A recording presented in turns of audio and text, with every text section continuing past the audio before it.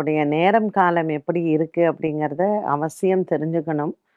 முதல்ல ஒரு 1 வருஷம், 2 வருஷம் நல்லா இருக்கும். தொழில் தொடங்கி. அப்புறம் அவங்க எதிர்பார்க்க மாட்டாங்க. ஒரு 10 வருஷம் உங்களுக்கு டைம் நல்லா இல்லாம இருக்கும்.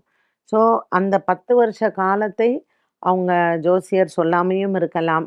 இப்ப டைம் நல்லா இருக்கு. நல்லா பண்ணுங்க. சூப்பரா வருவீங்க அப்படின்னு சொல்லி அத நம்பி ஆரம்பிப்பாங்க. ஒரு 2 வருஷம் நல்லா வரும்போது நம்ம என்ன நினைப்போம், சரி நம்ம எக்ஸ்பேன்ஷன் பண்ணலாம், கடன் வாங்கலாமே அப்படின்னு சொல்லிட்டு, நம்ம அதுக்கான கடன வாங்குவோம். எப்போ அந்த புதுசா ஒரு கடன வாங்கி எக்ஸ்பேண்ட் பண்ணணும்னு நினைக்கிறோமோ, அப்பத்துலேருந்து டவுன்ஃபால் வந்துட்டே இருக்கும். தல தூக்கவே முடியாது. இப்படி பல தொழில்கள் செய்து நொடிந்து போனவர்கள் ஏராளமா இருக்காங்க. அதனால ஒரு தொழில் தொடங்கறதுக்கு முன்னாடி, அடுத்த ஒரு 15 வருஷ காலம் நல்லா இருக்கான்னு பாருங்க.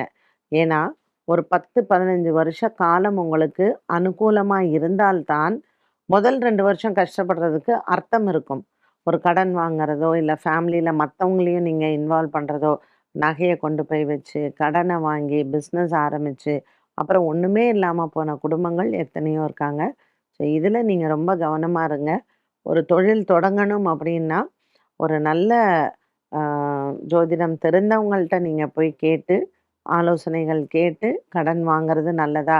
இருக்கிற பணத்த இன்வெஸ்ட் பண்றது நல்லதா? அப்படிங்கிறத தெரிஞ்சுக்கோங்க.